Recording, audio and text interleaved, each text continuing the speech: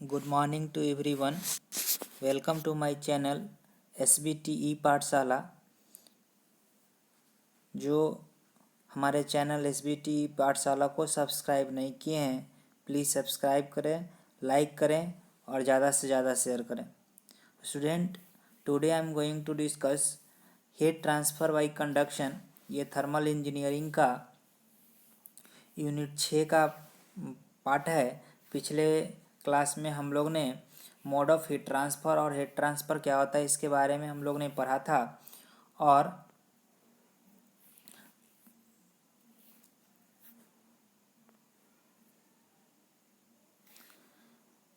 पिछले क्लास में हम लोग ने ये पढ़ चुका है कि रेडिएशन क्या होता है, कन्वेक्शन क्या होता है, कंडक्शन क्या होता है। आज हम लोग पढ़ेंगे Fourier law of heat conduction. Fourier law of heat conduction कहता है कि the rate of flow of heat through a simple homogeneous solid. Simple homogeneous किसके लिए? सॉलिड जो वैलिड होगा वो होमोजीनियस होगा, होमोजीनियस सॉलिड के लिए।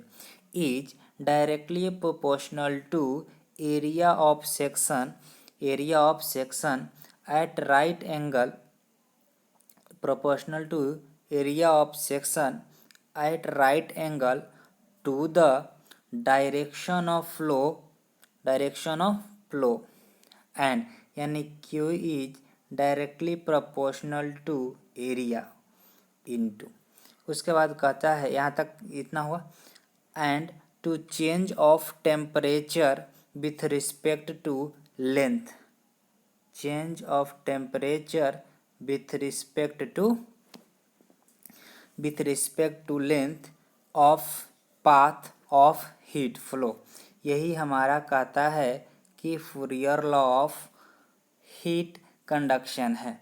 इसी को मैथमेटिकली हम लोग इस तरह से, यहाँ देखिए Q is directly proportional to A into dt/dx, जहाँ पे हम लोग ने डिफिनीशन के अकॉर्डिंग है। Q क्या है? Heat flow through a body. Q जो है heat flow through a body per unit time, यानी पर यूनिट टाइम इसको Q को किस में डिनोट करेंगे? वाट में। A surface area of heat flow, वहाँ पे लिखा है perpendicular to the direction of, और एरिया का यूनिट क्या होगा? Metre square.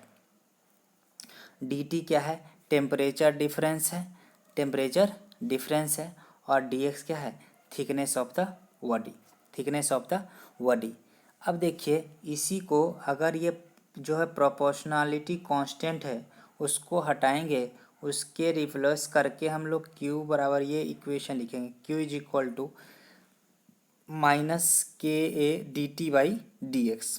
K जो है where K constant of proportionality and is known as thermal conductivity of body. K जो है यहाँ पे thermal conductivity of the body भी, और ये कांस्टेंट ऑफ प्रोपोर्शनलिटी भी बोलते हैं इसको।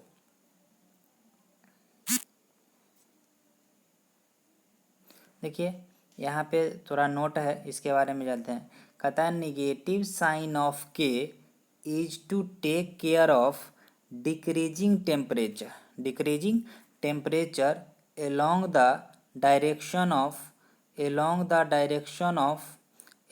direction of increasing thickness और डायरेक्शन ऑफ हीट फ्लो। कहता है कि जैसे टेम्परेचर डिक्रीज करेगा और थिकनेस इंक्रीज करेगा, तो उसी ये निगेटिव साइन क्या करता है? उसी को टेक केयर करता है, मतलब उसको मैनेज करता है। अगर टेम्परेचर डिक्रीज कर रहा है तो क्या करेंगे? थिकनेस को बढ़ाएंगे, उसके लिए हम लोग निगेटिव साइन किए। कहता था टेम्परेचर ग्रेडियंट dt/dx को हम लोग टेम्परेचर ग्रेडियंट भी बोलते हैं। क्या बोलते हैं? Temperature gradient. तो कहता है the temperature gradient dt/dx is always negative along positive x direction and therefore the value of Q becomes positive। तो कहता है कि D T by D x negative होता है ऑलवेज किसके डायरेक्शन, एक पॉजिटिव एक डायरेक्शन में, इसीलिए क्यू हमेशा क्या आ जाएगा, हमेशा क्या आ जाएगा, पॉजिटिव आ जाएगा। ये नोट था, ये दिमाग में रखना, ऑब्जेक्टिव पॉइंट ऑफ व्यू से ये हमको ज़रूरी था डिस्कस करना, तो इसके बारे में हमको पता होना चाहिए।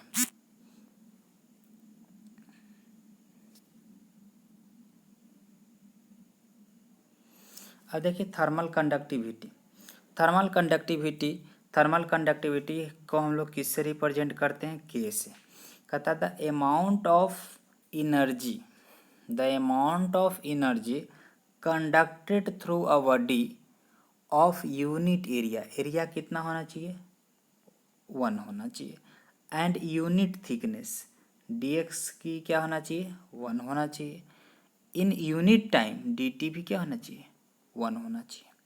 when the difference in temperature between phase causing heat flow is unit temperature difference, ये थर्मल कंडक्टिविटी का डिफिनीशन हुआ यूनिट टेम्परेचर के लिए, यूनिट एरिया के लिए। देखिए हम लोग यह फॉर्मूला जानते हैं, कौन, Fourier law of heat conduction, Q is equal to K A D T by D X. यहाँ से हम लोग के बराबर लिख सकते हैं Q बाई ए और D X by D T.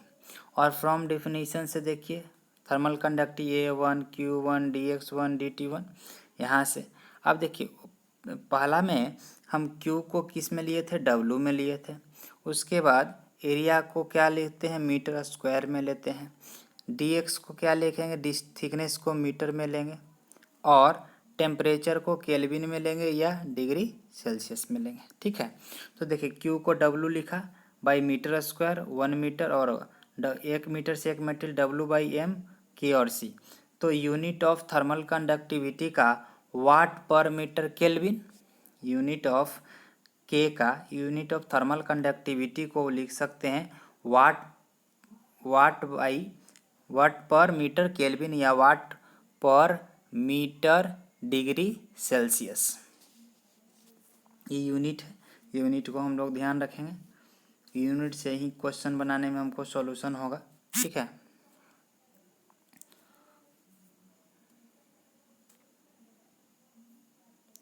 एक थर्मल रेजिस्टेंस का है, इसमें है डी का फॉर्मूला होता है D X by K by A, thermal resistance बराबर होता है D X by K A, और reciprocal of thermal resistance is called thermal conductance. R th निकालने के लिए अगर हमको आर एथ निकालना होगा तो डी थिकनेस पता होगा, थर्मल कंडक्टिविटी होगा, एरिया पता होगा, तो थर्मल रेजिस्टेंस हम पता कर सकते हैं। ये फार्मूला हम लोग न्यूमेरिकल में सॉल्व करने में हम आपको काम आएगा, इसको याद रखेंगे। आर एथ बराबर जो होगा वो D x thickness by K A, thermal conductivity और एरिया।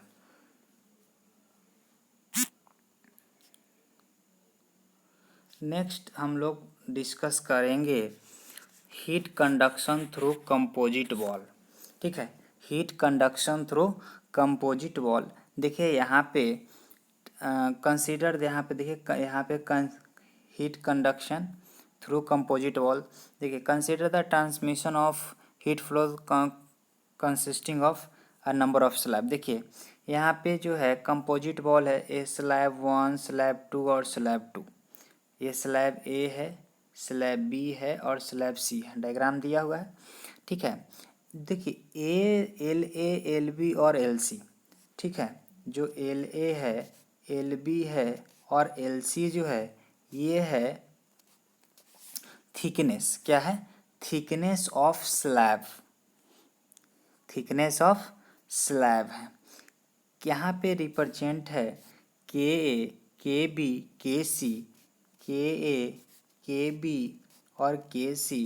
ये thermal conductivity of slab A, slab B और स्लैब सी के बारे में दिया हुआ है, थर्मल कंडक्टिविटी। अब देखिए यहाँ पे देखिए टेम्परेचर T1 T2 T3 और T4।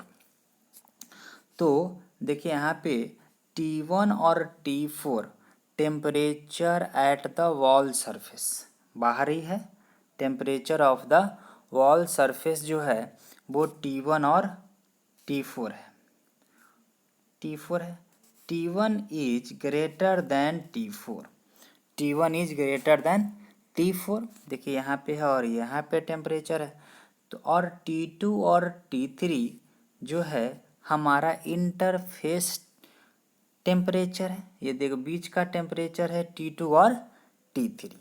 ठीक है, यहाँ से इसका जो है इसका रेजिस्टेंस डायग्राम देखो, RH बराबर फार्मूला लिखा है था ना, LA DX, तो DX की जगह क्या होगा, थिकनेस क्या, LA/K, LB/KB और AC। तो ठीक है, अगर एग्जामिनेशन में आता तो ये डायग्राम बनाएंगे। उसके बाद देखिए क्या करते हैं, देखो RH बराबर ये फार्मूला हमको पता हो गया। अब उसके बाद देखिए क्या करते हैं,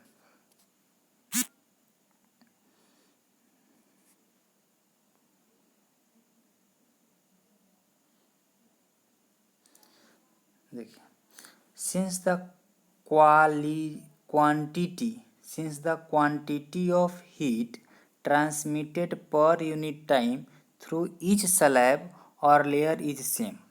ठीक है, since the quality, तो फार्मूला हम लोग तो ये पढ़े थे ना, KA/DT/dx, फूरियर लॉ लगाएंगे। कहता है कि since the quality of air, sorry, since the quantity of heat transferred per unit time through etch slab is, तो फूरियर लॉ लगाएंगे। तो पहला के लिए जब ए के लिए जब लगाएंगे Q बराबर, तो K होगा थर्मल कंडक्टिविटी ए का, के थर्मल कंडक्टिविटी, और ए होगा के और ए, और टेम्परेचर डिफरेंस किस 1 के लिए लेंगे तो T1 minus T2, T1 minus T2 अब बाई थिकनेस क्या L है। जैसे देखिए अगर 1 के लिए लेंगे तो देखिए ये अगर हम स्लैब ए के लिए लेंगे तो temperature difference T1 minus T2 होगा, बी के लिए लेंगे तो T2 T3, और 3C के लिए लेंगे तो T3 T4। तो इस तरह से जब ये हुआ तो देखिए यहाँ पे यहाँ पे जब आएगा T1 माइनस T2 ए के लिए आया, T2 माइनस T3 बी के लिए आया, और T3 माइनस T4 सी के लिए आया। ये कहाँ से आया, तो Fourier law of heat conduction लगाए, कौन सा, Q इज इक्वल टू हम लोग ने आया KA/DT/dx। तो A के लिए तो K, DT के लिए T1 माइनस T2 और DX के लिए L है। ठीक है, ये फॉर्मूला लगा के हम लोग चेंज कर दिए। अब देखिए, assuming that there is a perfect contact between layer and no temperature drop across the interface between the material, rearranging. अब देखो यहाँ से इस इक्वेशन की बात करते हैं तो क्या T1 माइनस T2 बराबर Q इधर जाएगा तो LA divided by K into A। Similarly T2 minus 3 QLB/KBA, ये हमें KBA, एरिया क्रॉस सेक्शन सबका सेम है, स्लैब का जो एरिया है वो सबके सब क्या है, सेम है, और T3 माइनस T4 QLC/KC/A। ठीक है, परपेंडिकुलर एरिया ही सबका लेना है, स्लैब का है। ठीक है, तो यहाँ तक हम लोग डिस्कस कर लिए। अब देखिए अब क्या है, देखिए यहाँ पे समझिए, और अगर देखो ये तीन इक्वेशन जो है, तीन इक्वेशन मिला, अगर इसको हम जोड़ देते हैं, आपस में जोड़ देते हैं, तो देखो ये कैंसिल हो जाएगा और ये कैंसिल हो जाएगा कि नहीं। तो T1 माइनस T4 बराबर, देखिए क्या आएगा, T1 माइनस T4 बराबर क्या आएगा, देखिए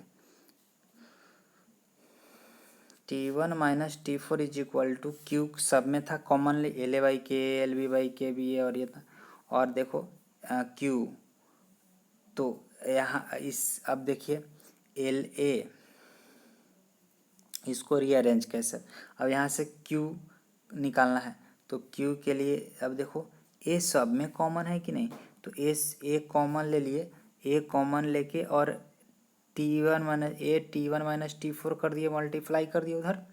और L A L B L C सब क्या है, एल ए बाई के था, तो L A by K L A by चला गया, नीचे चला गया। अब यहाँ से इसको चेंज किया, T1 - T4 L A by के यहाँ से ये आ गया, देखो एल ए बाई, और ये जो ए था वो नीचे चला आया, ठीक है, तो ये आ गया। और ये आर एथ का फार्मूला था, आर एथ में लिया है, आर एथ में था ना, एल ए बाई आर एथ बराबर फार्मूला था ना, L A by K A, ठीक है, थर्मल कंडक्टिविटी, थिकनेस और एरिया। अब कहता है if the composite wall N slab, तो एन स्लैब के लिए है T1 माइनस चार, तीन था तो चार आया ना, n+1 तो 1 है, n+1 summation of L A by के। इस तरह से न्यूमेरिकल आएगा तो हम लोग न्यूमेरिकल सॉल्व करेंगे, तो इस तरह से हम लोग को क्या करना होगा, सॉल्व करेंगे और हम लोग बनाएंगे। आज के लिए इतना ही, अगले क्लास में हम लोग सिलेंडर के बारे में, जो हमारा है हीट कंडक्शन थ्रू सिलेंडर के बारे में पढ़ना है, उसके बारे में हम पढ़ेंगे। तब तक इसको आप लोग देखिए। और इस डेरिवेशन एग्जामिनेशन पॉइंट व्यू से भी डेरिवेशन इम्पोर्टेंट है, क्योंकि हो सकता है कि आपको न्यूमेरिकल ना दे करके डायरेक्ट पूछ सकता है कि derive the expression of heat conduction through composite wall. तो उस कंडीशन में आप अगर डेरिवेशन बहुत आसान है, डेरिवेशन अगर आप देख के जाएंगे तो वहाँ पे बन जाएगा। न्यूमेरिकल जाएंगे तो भी कोई दिक्कत नहीं है, न्यूमेरिकल हम लोग डिस्कस करेंगे, बट डेरिवेशन भी उतना ही इम्पॉर्टेंट है। इसलिए डेरिवेशन को आप ज़रूर 1-2 बार प्रैक्टिस कर लें, ताकि एग्जामिनेशन में आए तो वो बन जाए। Thank you.